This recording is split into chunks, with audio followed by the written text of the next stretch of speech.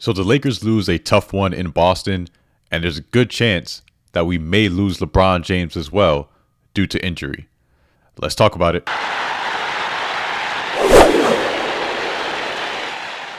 Before we get started, if you could do me a huge favor and drop a like on the video and make sure to subscribe so you don't miss out on any future Lakers and other sports content. So I definitely want to talk about the game tonight. It was a tough game, hard-fought game between LA and Boston, but I think, especially if you're a Lakers fan, the most important information right now is the health of LeBron James. Now, obviously, it's still pretty early, but we do have some updates. Lakers insider Dave McMenamin posted a couple of messages on X that gave us a little bit of insight. Let's take a look here. It says, it is too early to project an accurate timetable for how long LeBron James could miss because of his left groin injury, sources told ESPN. However, one source said the initial thought is that it will sideline James for a matter of weeks, not a matter of days. We also got some insight from LeBron James himself during the post-game interview. So again, Dave McMenamin posted, he says, LeBron James said his mind immediately went to his groin injury Christmas Day of 2018 when he felt a pop in his groin and missed significant time. James said he does not believe this injury is as bad as that one, and then knocked on the wooden blocker behind him not jinx it. So yes, obviously none of us hope that it is as significant as that 2018 injury. I believe he missed over a month back in 2018 due to that groin injury. And in my opinion, he's never quite been the same since that injury. It's that one and that high ankle sprain, I believe in 2022 or something like that. I think you guys know what I'm talking about. But either way, this is obviously not great news. It's still early. I think it is important that we at some point get him back to UCLA, obviously using the Lakers medical staff because they're the best in the business, get some MRIs done and really kind of see how significant this injury is. But it does seem like if he didn't come back in the game, obviously he couldn't play on it or he didn't feel comfortable playing on it. And that should be a pretty clear indication that it's significant enough to where he's going to be missing some time. And this is unfortunate, to be honest. The Lakers were in a groove, and obviously it was a tough loss tonight, which we'll talk about here in a second. But if LeBron is going to miss a significant amount of time, yes, that's not good news. It's not ideal for this team. Some silver lining on that, we get to see what this team looks like without LeBron James, considering we just acquired Luka Doncic. Hopefully Jackson Hayes is going to be back soon, and obviously we still have Rui Hachimura, who's due back. We did hear some earlier reports that JJ Redick was saying there's a good chance Rui Hachimura will be back in about a week's time. So hopefully that maintains true. We would like to have him back earlier, but still, I personally would like to see what this group looks like without LeBron James, having Luka Doncic just kind of run the offense and giving other guys an opportunity to step up because we're going to need those type of performances come playoff time anyway. But long story short, LeBron James is going to be out some time. He is injured. It's not ideal.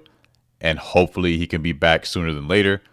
And hopefully he can be back before playoff time so he can get those legs back under him, get the chemistry back going to where it needs to be to where we can make a significant run in the playoffs.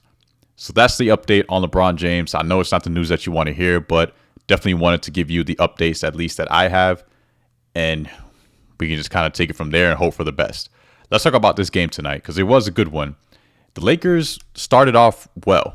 We got out to an early lead. It was about 14-6 in the first quarter. The Lakers were grooving. The energy was high. The defense was good. We were knocking down our shots. But from that point going forward, it just seemed like the momentum just gradually kept leaning in the Boston Celtics' favor. And they started hitting shots. You noticed that their defensive intensity started to kick up. And then it just became a pretty tough, hard-fought back-and-forth match almost at halftime. The Lakers were down by 4, 54-58 heading into the half. So it was still a pretty close game. And you can just tell it definitely had a playoff atmosphere. Both teams were just gritty. You know, there was some pushing and shoving going on. So it's definitely high energy and just that really intense atmosphere that you want to see as a basketball fan, especially when you can appreciate a historic rivalry like it is with the Lakers versus Celtics. That being said, the third quarter is where things took a drastic turn for the worse, especially obviously like if you're a Lakers fan like I am. In the third quarter, the Celtics held us to just 13 points while they themselves scored 29. We shot 5 of 23 from the field and hit 1 of 10 from beyond the arc, which is just atrocious. However, on the flip side, the Boston Celtics, they hit 10 of 19 from the field, which is over 52%. And they didn't shoot well from beyond the arc either, but at that point, it really doesn't matter. They were just getting buckets in the paint. You saw a lot of targeting during that time. Al Horford had 7 points that quarter, and they were just really doing a lot of pick and rolls, a lot of switching, trying to get Al Horford onto that mismatch with Austin Reeves. And Austin Reeves was just getting killed down there, unfortunately. We ran a small ball lineup, obviously, with no Jackson Hayes.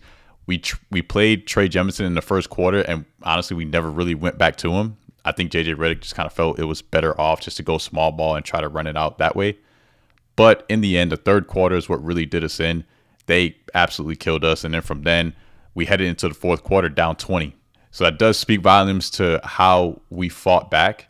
At the end of the day, they beat us 111-101 to wrap up the game. So you can see we were down by 20 heading to the fourth, but we did fight back. We got it to as close as 4 points. And Luka Doncic started to pick it up. Dalton Connect hit some big shots. Austin Reeves hit some big shots in the fourth quarter. But it really hurt us that we lost LeBron James. It was somewhat early in the fourth quarter where he kind of had that tweak in his groin, and then we didn't see him for the rest of the game. I would say it was about halfway through, about that 6-minute mark, that LeBron James had a tweak, I believe, and he ended up leaving the game.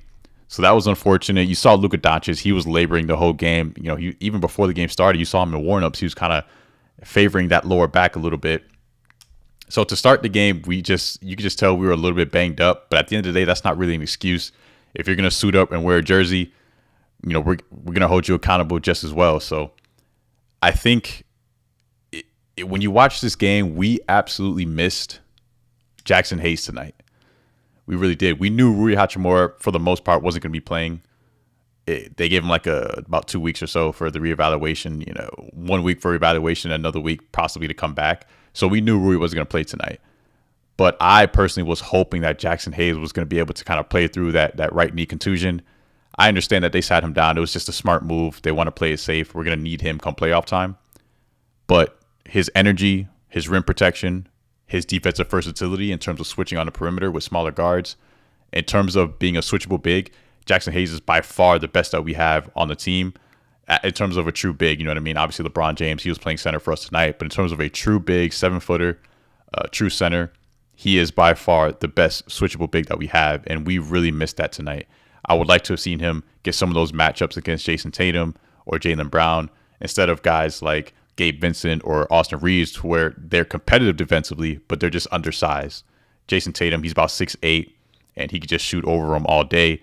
Jaylen Brown, not quite as tall, but he's super athletic, so he can just get up high and jump over and get those mid-range jump shots over AR or Gabe Vincent like he was doing tonight. So definitely missed Jackson Hayes tonight, and it was tough. But at the end of the day, considering all that, considering there was no Jackson Hayes, no Rui Hachimura, and the Boston Celtics were for the most part fully healthy with the exception of Porzingis, and this was just a battle of the superstars. That's what it comes down to. So you have Jaylen Brown, Jason Tatum versus Luka Doncic and LeBron James. So it's very unfortunate that we lost LeBron James early, because when we did make that surge, I think we could have used him in his fourth quarter scoring, especially in those clutch moments, to kind of close that gap and who knows, maybe even, you know, take the lead and try to get the W.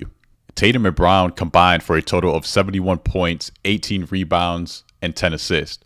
LeBron and Luka combined for a total of 56 points, 22 rebounds, and 11 assists. So that scoring output was definitely a key factor. Again, when you're just looking at the star matchups, because at the end of the day, that's what made the difference. I think it was unfortunate that as well as LeBron has been shooting the ball from 3 this year, tonight he just didn't have it. If LeBron's 3 ball was falling, that, in my opinion, changes the game. LeBron was 0 for 6 from 3. LeBron played a lot of center tonight, so I don't know if that had something to do with it. I don't know. But he did have an excellent rebounding game, pulling down 14 boards, and he almost had a triple-double. He was 1 assist shy.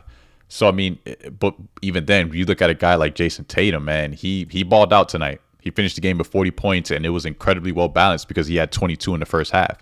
So that gives him, 18 in the second half.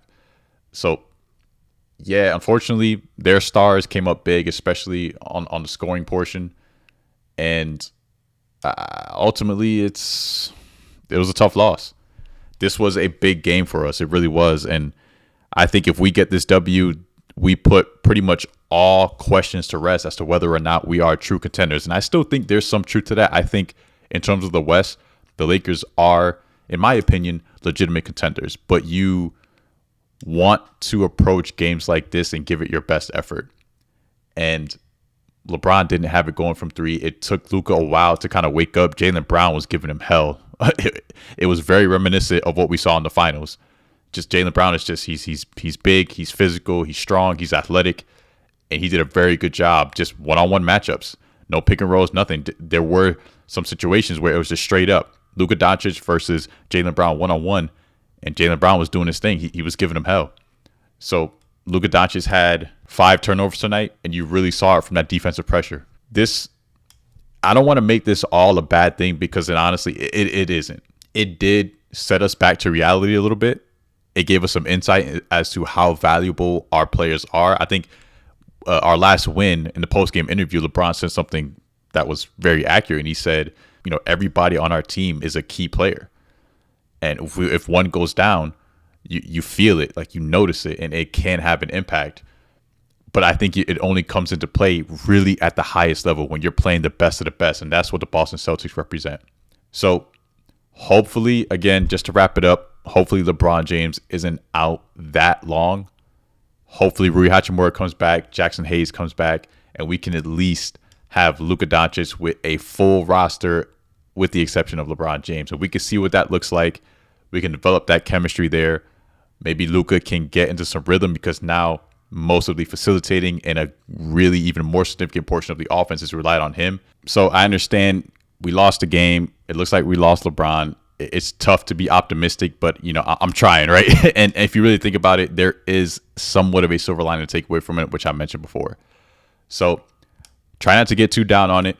We lost. It was a hard-fought game. We competed to the very end. We never gave up, so that's huge. At the end of the day, the team, they were just better tonight.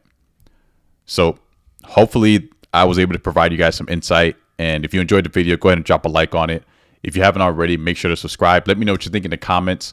Prayers up for LeBron James. Hopefully he's back soon and he's not out missing too much time. On to the next one. We got Brooklyn next. Keep your head up, Lakers fans. It's going to be all right. I'll catch you on the next one. Here.